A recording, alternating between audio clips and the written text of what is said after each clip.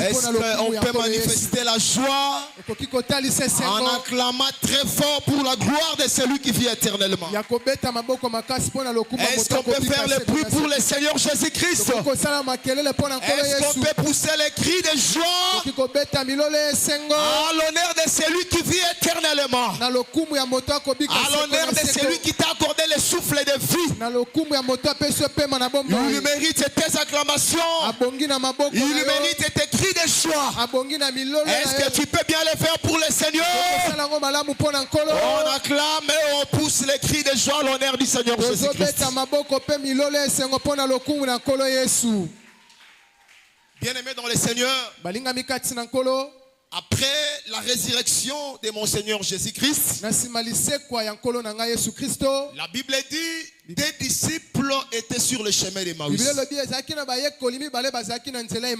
Ils étaient en train de parler sur le Seigneur Jésus-Christ. Jésus-Christ aussi était au milieu d'eux.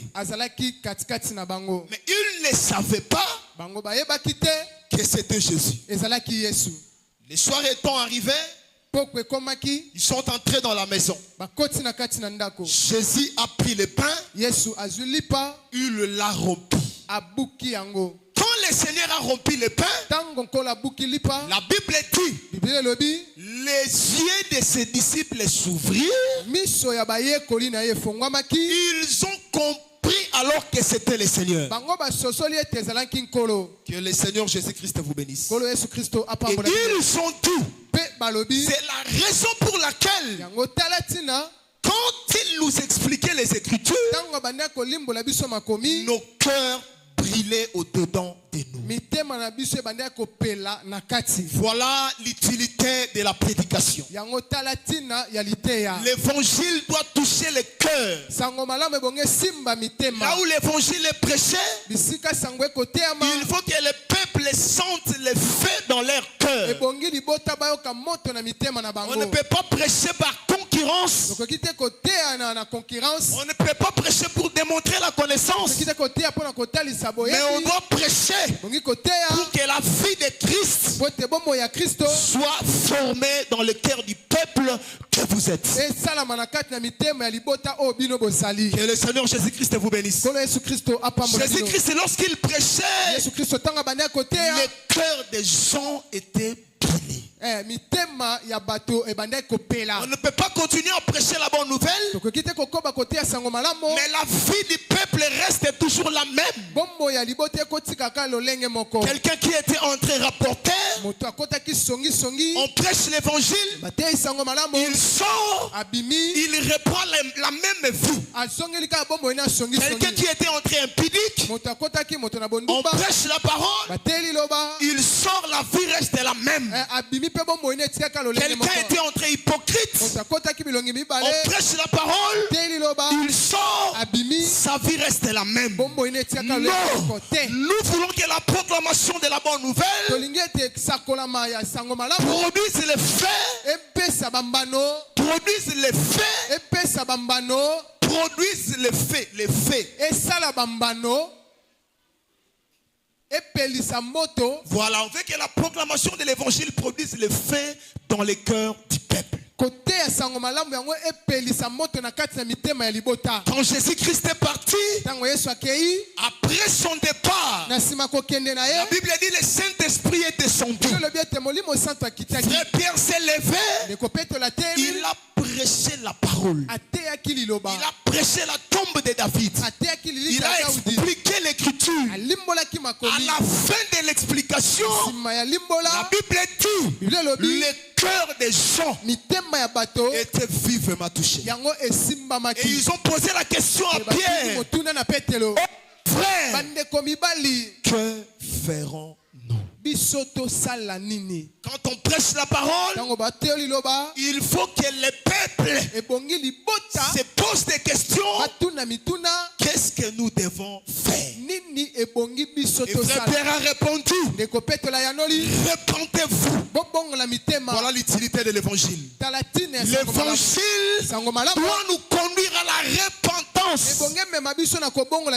Et il dit repentez-vous et que chacun de vous soit baptisé au nom de Jésus pour le pardon du péché et vous recevrez les dons du Saint-Esprit. Que le Seigneur Jésus-Christ vous bénisse. Tu ne peux pas être là. Tu écoutes l'évangile, la vie reste la même. Tu ne peux pas être là. Tu écoutes l'évangile, mais tu ne veux pas te faire baptiser. Disant que je ne suis pas convaincu. À quoi l'utilité de cet évangile?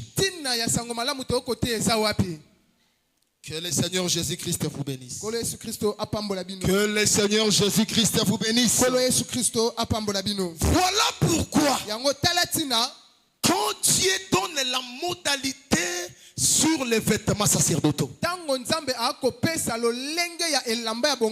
dit pour les souverains sacrificateurs, vous allez faire pour lui une robe ayant la couleur bleue.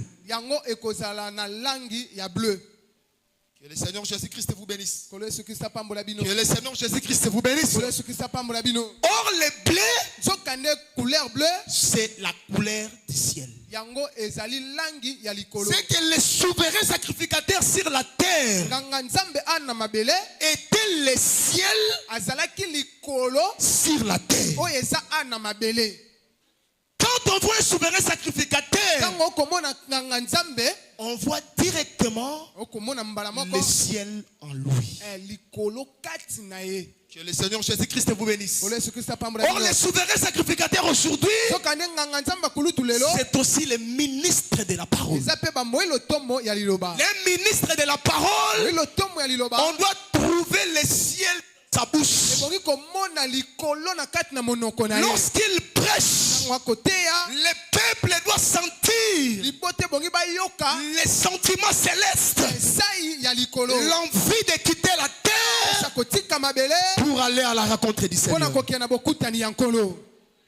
Ce n'est pas seulement la robe bleue, mais il faut qu'il ait aussi les caleçons. Parce que les caleçons couvrent la nudité. Que le Seigneur Jésus-Christ vous bénisse. Que le Seigneur Jésus-Christ vous bénisse. Or, la nudité, c'est ça la tenue d'Adam après le péché. C'est que quand Dieu disait que les sacrificateurs doivent porter les caleçons, en d'autres termes, un sacrificateur doit être pur. Un sacrificateur pur, comme le ministre de la parole, sa prédication produira aussi vie dans le cœur du peuple. Parce que lui-même est en train de vivre ce qu'il est en train de prêcher au peuple. Que le Seigneur Jésus-Christ vous bénisse. J'ai toujours l'habitude de dire, la force du message, c'est lorsqu'on vit ce qu'on prêche. Quand tu vis ce que tu prêches, ce message produira la vie dans le cœur du peuple. Et le peuple se repentira pour que demain, il soit en mesure de rencontrer le Seigneur. Est-ce qu'on peut acclamer pour l'évangile éternel?